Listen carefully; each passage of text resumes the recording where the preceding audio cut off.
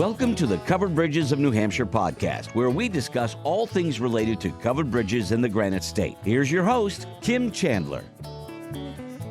Hello, Covered Bridge people, and welcome to the podcast. Today we're talking with Marilyn Stuller of Langdon about her experience leading the fundraising efforts to save Langdon's two historic covered bridges. Marilyn shares the story of the organic process that took 14 years to complete and the value of preserving part of the tapestry of the greater Langdon community. Here we go.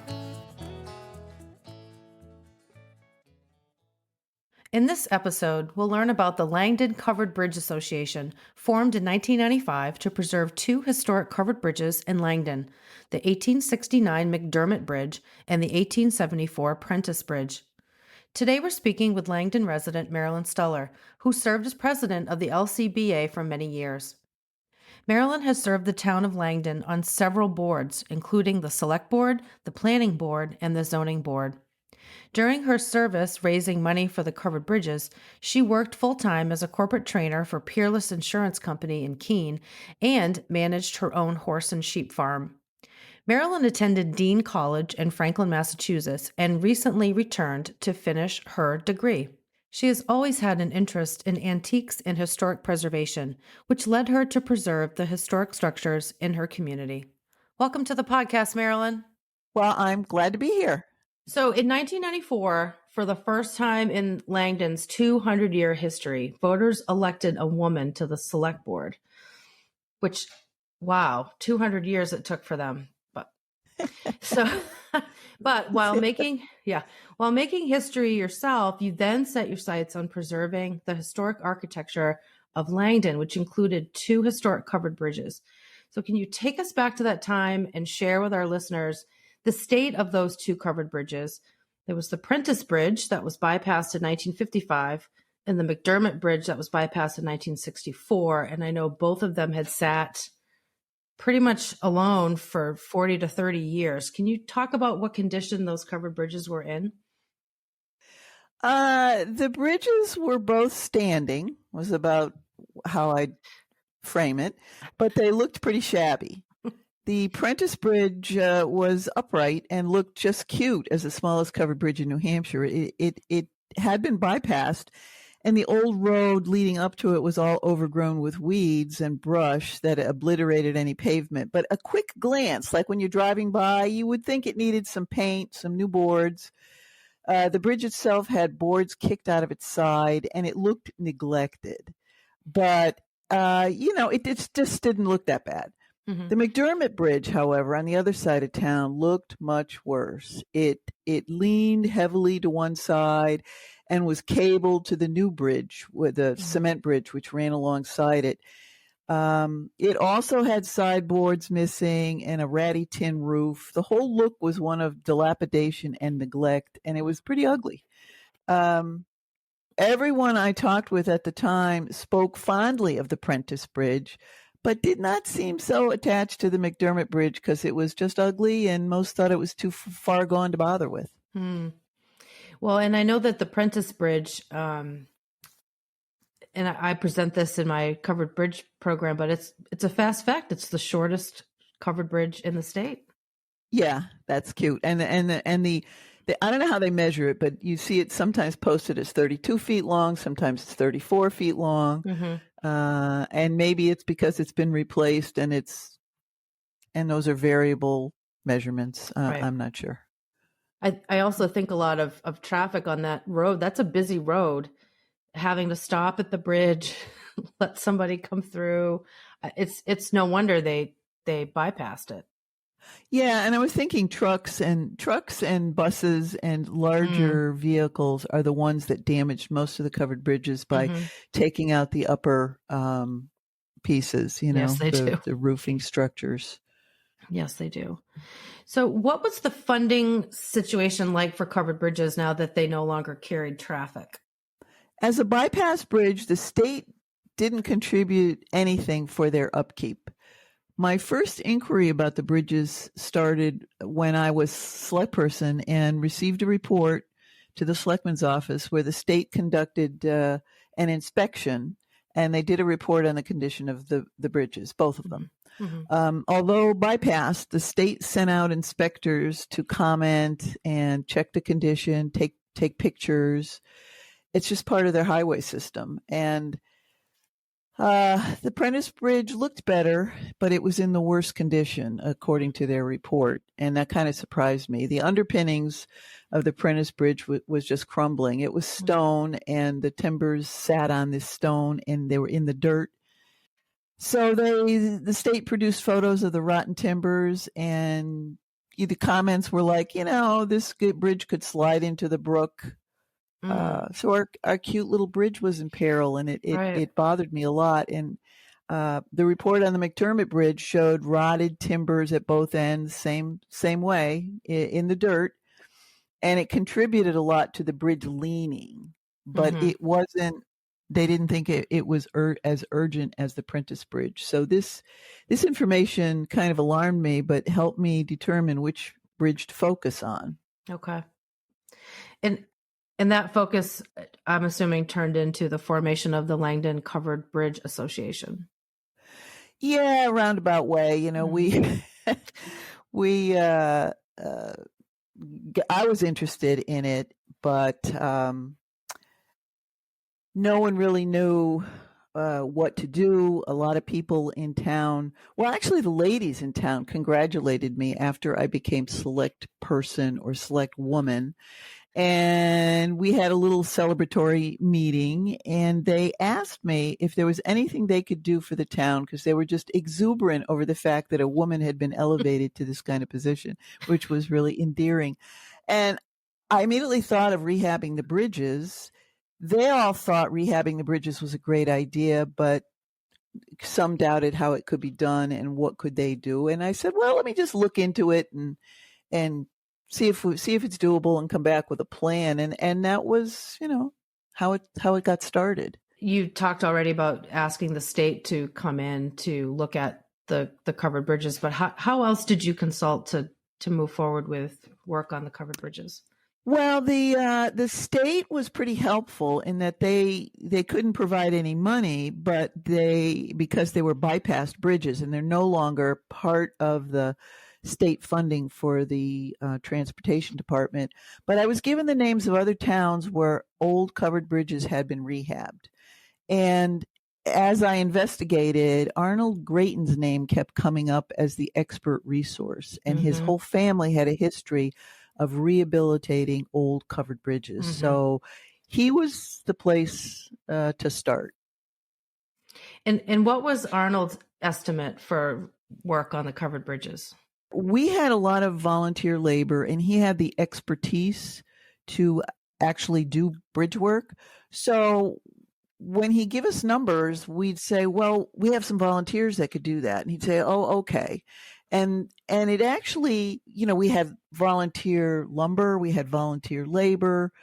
So the dollar amount got kind of fuzzy. And we talked to him about, look, we don't have any money. We're starting off fundraising, bake sales and all that. So it's really small amount of money.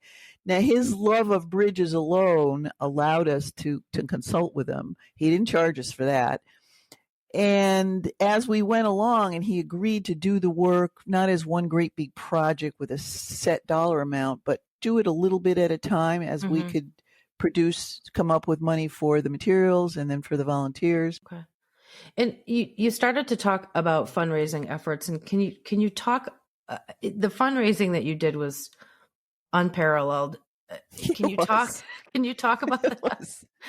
Well, this is an organic situation where I have the desire to fix these bridges. I thought that people that were living here really like them, but when you live with something for so long, maybe you don't notice how shabby it gets. It's just the way it looks, but when you come in and look with a fresh set of eyes, I knew it needed some attention.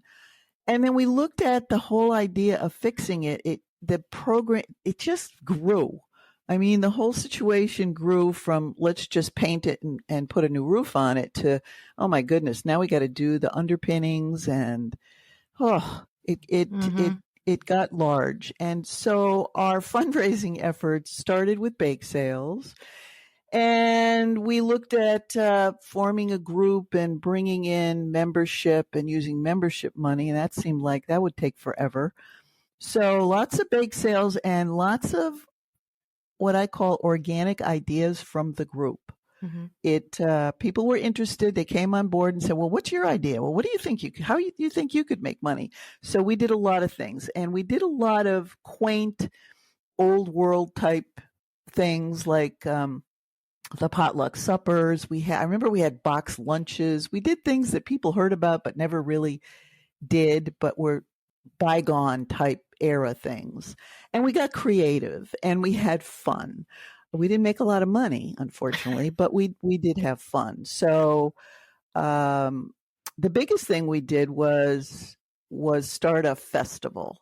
It started with a bridge-to-bridge road race and a walk. So those who were not runners could also walk. We started at the Prentice Bridge. We bussed everybody over to the Prentice Bridge, or people met us there. And then they walked or ran along the river, Cold River. And we went through 2 other towns. We went from Langdon through the corner of Walpole, through Alstead, back into Langdon. And we ended at the McDermott Bridge where we had the festival. And it was just wonderful. It was an old-time festival. We had games and a few vendors, and we had an old-time auction the first year, and that drew a big crowd. We put up a big tent. We had a horse-drawn vehicle, hay rides. And it was just quaint. Everybody commented in the newspaper about, wow, this is like an old-fashioned country festival. And it grew from there. Year after year, the festival got bigger. We added a pet show, and we added some games, and we added lots of vendors, and the auction was always popular. So we did that for years. Wow. We got tired, too. We got tired doing all this stuff. But every year, it was quite the event. There was not a whole lot going on in Langdon. It's a small town. Yes, it is. So it was kind of our big event. How many miles is it from the Prentice to the McDermott? It was 4.5 something miles that I recall. That was the other thing. It was a very odd number. So people had to be able to do a 5-mile race, essentially. Right. And it was long. But the walkers were most of the townspeople were walkers. And for fundraising, it was amazing how many businesses supported us, how many people supported the festival. And Bellows Falls, Vermont was one of the biggest supporters that we had for this project throughout the years that we held it, which was 12 years. And so it was pretty amazing. And they still, all you have to do is remember the covered bridge race in Langdon. Oh, yeah. They still remember. And they were very avid supporters. So it was just, it turned into, like, when I talk about it organic and how it mushroomed, it turned into this small, fix a bridge. We thought we could do it in a weekend kind of thing, into, a multiple year festival fundraising effort. With lots of volunteer workers. And it was just fun. It just became something we did and something we fundraised for year after year. People got used to us. They said, oh, yeah, here they come again. Some people got annoyed. Some people were saying, like, didn't you get those bridges done yet? Well, if you gave me more money, maybe we could, right, exactly. kind of thing. So it was just down-homesy, folksy kind of event. But that's great. But we got it done. That's great.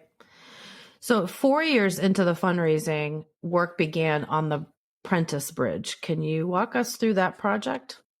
We were given a target amount of money to raise before any bridge work could begin, and this was based on the costs of the materials and the skilled labor that we're going to have to pay for. So it took us 4 years of fundraising just to get to that point. But when we saw what the specialized work had to be done, it really hit home the scope of the project, that we couldn't do it with just volunteer work. They had to raise the bridge off the ground in order to repair the stone footings. So people would go by and see this bridge jacked up in the air on cribbing. So it was a special skill. And the bridge workers from Arnold's crew were amazing. I mean, And if you saw the gorge that this little bridge goes over, because when you drive by, it doesn't look like anything. If you got out of the car and looked down, you'd see how far it is. So it's really treacherous. So we put our faith in Arnold and said, what could you do for us? We'll pay you as we can. And that's kind of how it was completed. So other people say, well, you completed it in 2000. That's what it says on the little, we have a bench down there. It's inscribed with 2000. But the ceremony wasn't until 2002. And I said, you know how much work goes into planning a ceremony?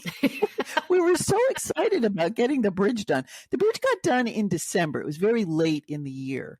So we said, we'll have it in the spring. But by spring, we were trying to get dignitaries and people to come together, and it just took a bit of work. So he said that's okay, and we're fundraising for the other bridge now.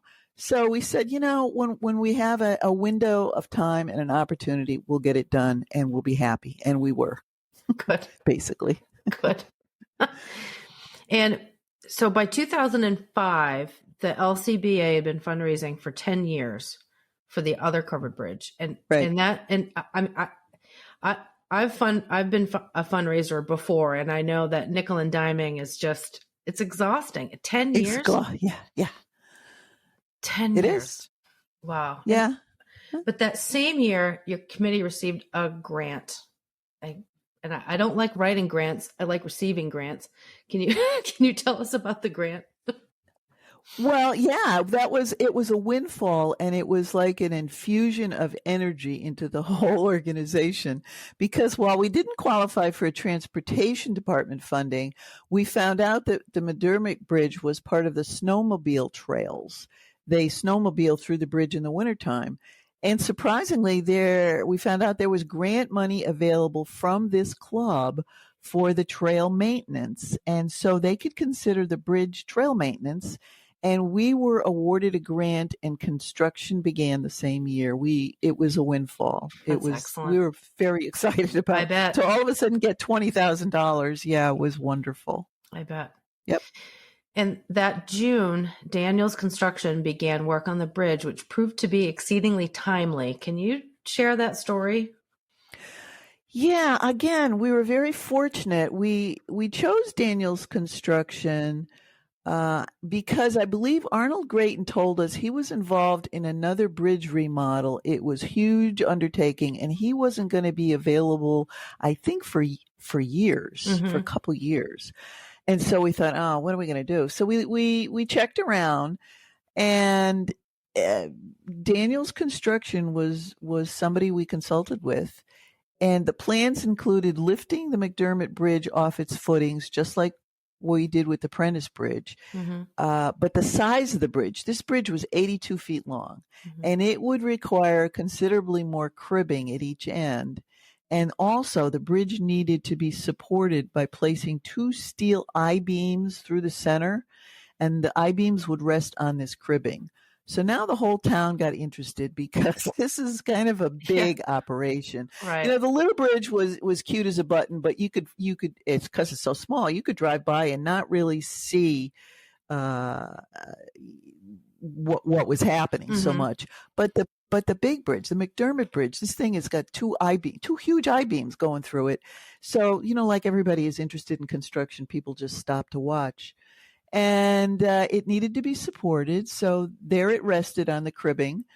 And a few months later, it was the 2 I-beams that ended up saving the bridge from being washed away in a flood. We had that flood in, 2005 maybe. The flood was more than like a 500-year flood. It was the waters of the Cold River got dammed, and the Warren Brook contributed to this. And this huge wall of water came crashing through.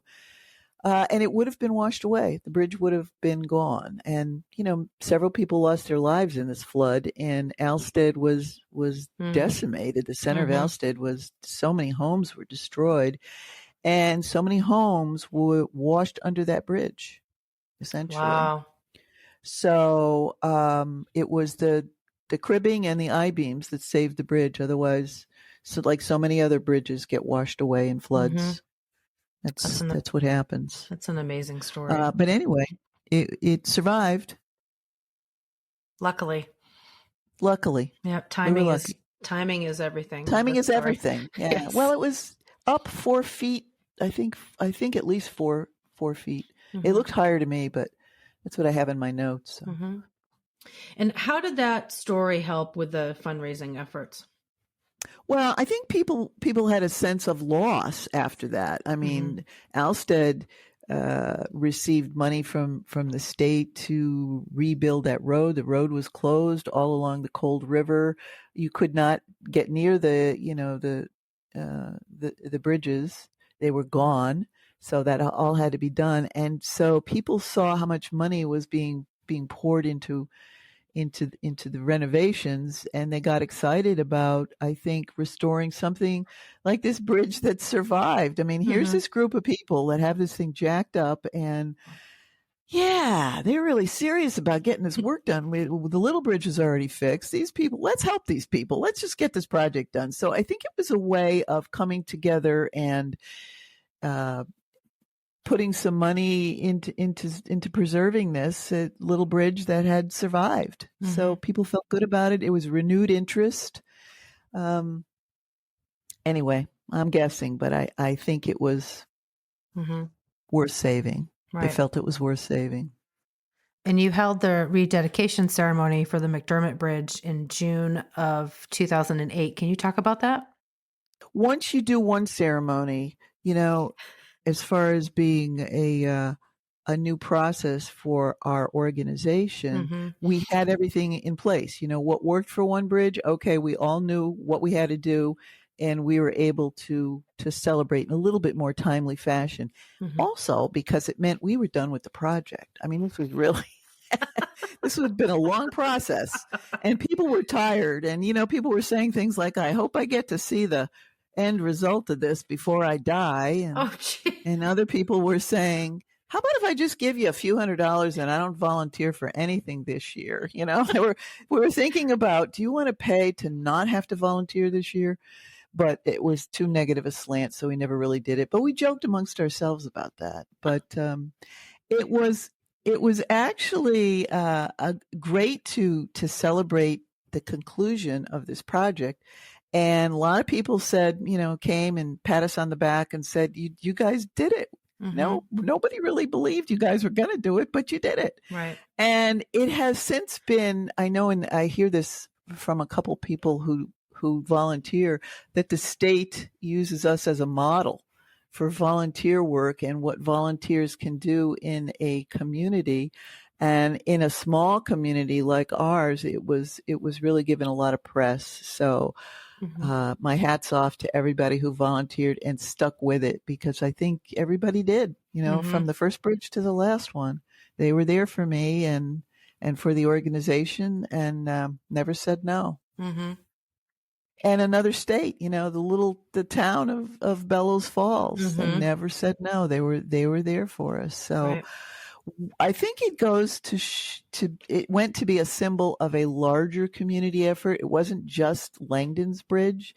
And that's what I talked to people about too. I said, it's the area, it's the ambiance and the greater area. They call it the Monadnock region or whatever region, but this whole business, we were part of Vermont at one time, and Langdon was put together from a couple of towns. I think it's Walpole and Charlestown that Langdon was created from. So this whole sense of we're all the same, sister communities enabled us to draw from larger resources in Langdon. Right. Which is wonderful. It's just a great feeling. My experiences working in the Fall Mountain School District, I'm aware that those 5 communities are very connected in the Fall Mountain District. And even though the Connecticut River is a border and is a different state, I think that there's fairly blurred lines between those communities, because we're still neighbors, and people have to go to BF to get certain types of food, for example, or to hit certain certain stores. So it's just I would agree, and I like that word of connectedness, because you're right. You really don't see the boundaries going from town to town, or even across the river into Westminster and Bellows Falls, because Westminster supported us too. It just was a good feeling. And who doesn't like a covered bridge? It wasn't like you were picking a subject where there was some discourse about. It was like, oh yeah, covered bridge, how quaint, how nice, how pretty. Yeah, I'll support that. So, I use that a lot when I was fundraising.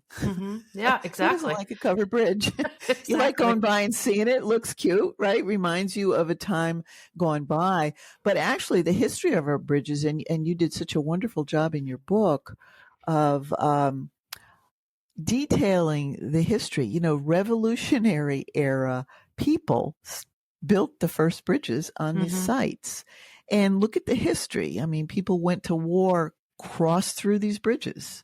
So it gives you a sense of connectedness to the past that you could really see.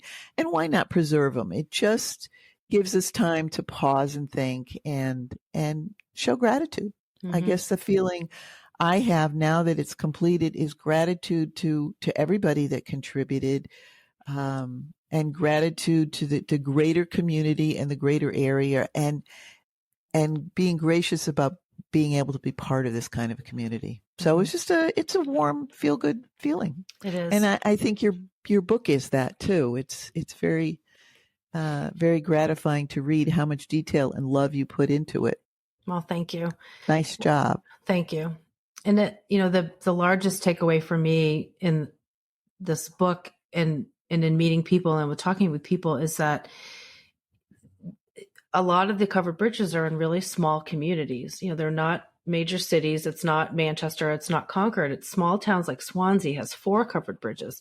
Langdon has 2 covered bridges. Bath has 3. Campton has 3. Cornish has 4. And these are not huge communities with a giant tax base that they can just throw money at saving covered bridges. And a lot of the fundraising efforts have come from people just like you, and from master craftsmen like Arnold Grayton, who have donated their time and their skill set and their knowledge to preserve the covered bridges in a way that keeps them as close to how they were when they were first built. And that's a huge commitment, I think, from our state and our smaller communities to save these covered bridges. Right. And can I ask you a question? You've been asking me questions throughout Sure. I just wanted to know what your involvement with covered bridges is, and what was the impetus for you writing this book. Sure. So my husband and I moved to Hancock in 2012, and there's a covered bridge here. And I grew up on the seacoast, and the last covered bridge there had been destroyed by arson in 1981. And I was 12, and I was not paying any attention to covered bridges when I was 12. And we had company come, and we took our friends hiking, and my friend Susie was hiking Monadnock, and she knelt on a rock and blew her knee out almost at the summit. So the next day we had to do something else. So we took them to Winchester and Swansea and visited the covered bridges, and we started taking photos. And so then I got curious, and I thought, well, there are more. So I bought a book. It said there were 54, and I decided I was going to photograph them all. And I got real busy real fast and did the local ones, and then life got in the way and I just put it aside. So when the pandemic closed down the world and we had nothing else to do, we decided we were going to go hit the rest of them. So that's how it started for me. And I'm just a curious person, and I wanted to know more. So that's that journey. I never intended to write a book. I was just doing research for my own knowledge. And sometimes it still seems like, wow, I wrote a book. Well, your character strength of curiosity carried you through, and you did a lovely job on the book. It's really, it's quite interesting and quite beautifully photographed. Thank you. So congratulations. Thank you. And I feel fortunate because the historical photos were lent to me by the National Society for the Preservation of Covered Bridges, and their archives for covered bridges are unparalleled, and they taught me a lot about things I knew nothing about. And That's feel awesome. And very they blessed. were very supportive of us also. I'm sure. And they, you know, every year gave us some money. So yeah. And, it was a labor of love. It really was. I mean, we were exhausted, but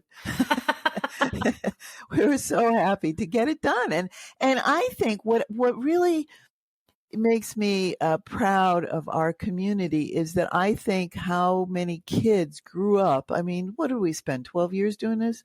Watching this process and maybe participating in the festival or doing the walk or the race or something, or they'll remember a time when they were a kid and they, you know, and they did this. And that goes into part of the tapestry of a really enduring community.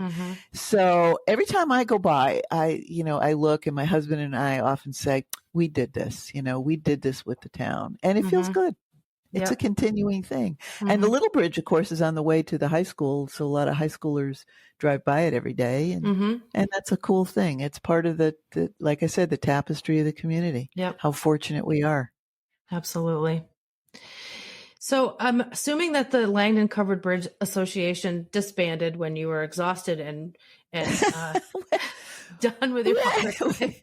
We actually didn't. I didn't know how to let go of it. I've been president of the thing. I said we're done, but I don't know. I don't feel like, because it was a lot of paperwork to do with the state to be a 501c3 organization and all that. And I said, who's going to care for him? We could give him back to the town. We don't want to care for him anymore. But we weren't sure exactly. And it took us maybe a year or so to say, it's done, let it go. I said, okay. I was a little reluctant, but okay. Right. Yeah. So we disbanded, and the town now has taken over the care of the bridges, and the Heritage Commission, I know, is got something to do with, they monitor it. I mean, it's like the selectmen don't go out and inspect it, but the Heritage Commission in town actually was started after the covered bridges, and people now had a different slant on the importance of preserving buildings and places in the town. So there was now a connection with, yes, we need to do something, because not doing something isn't enough to keep things that we really value. So the Heritage Commission got started, and they have the project of rebuilding and rehabbing the town meeting house, which they completed and also put up on cribbing. And that was a huge job. But they said that their energy came from the I can do it spirit from the Covered Bridge project. If they could do it, we could do it. Now we've got town funding and everything else. So it just instilled a sense of taking care of what we value in town. So now the Heritage Commission oversees the bridges and will recommend things be done, like cut a few trees down or do this or do that. But the town actually is maintaining it and paying for it. So no more fundraising. Yay! At least I hope not. Well, I hope not. I'm grateful for your support of my research for these covered bridges, because looking at documents and having numbers and facts and figures is one thing, but to have the personal story behind the covered bridges really makes their narrative special. And I am grateful that you took the leadership to form this committee and sell muffins and cookies and and all of those. It's hard work, and it has definitely paid off. And I am grateful, and I know that the greater Langdon community is grateful for your help. Yeah, thank you very much. I'm appreciative of that. And what I really liked about your book, and what made your book different from other covered bridge books that I've seen, and I have a few, is the detail and the history that I'm sure you had to research records, but to name names that are well known in town, and they're all buried in the cemeteries, and we've seen them. We go by the names, we're familiar with them, and how they participated and paid so much for boards and labor and this and that, and it's all in our history. And it's just another way to connect. It's a little detailed. For me, it made the book interesting, and you do that town by town. So again, the stories are also very, very interesting. I think the people will read that and just, feel like they were appreciated. So good job. I hope so. Thank you. Well, thank you for talking to me today, Marilyn. Well, it's been my pleasure. It's been my pleasure, really.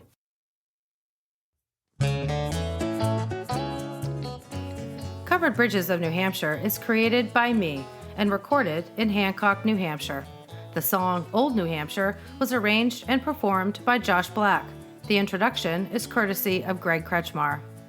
This podcast is a companion to my book, Covered Bridges of New Hampshire. You can find out more about the book, the podcast, blog posts, upcoming events, and an interactive covered bridge map at coveredbridgesnh.com. You can also follow us on Facebook, Instagram, and Twitter at Covered Bridges of New Hampshire. Please rate, review, and subscribe to or follow the podcast on Apple, Spotify, Amazon Music, iHeartRadio, or wherever you get your podcasts. I'm Kim Chandler. Thanks for listening.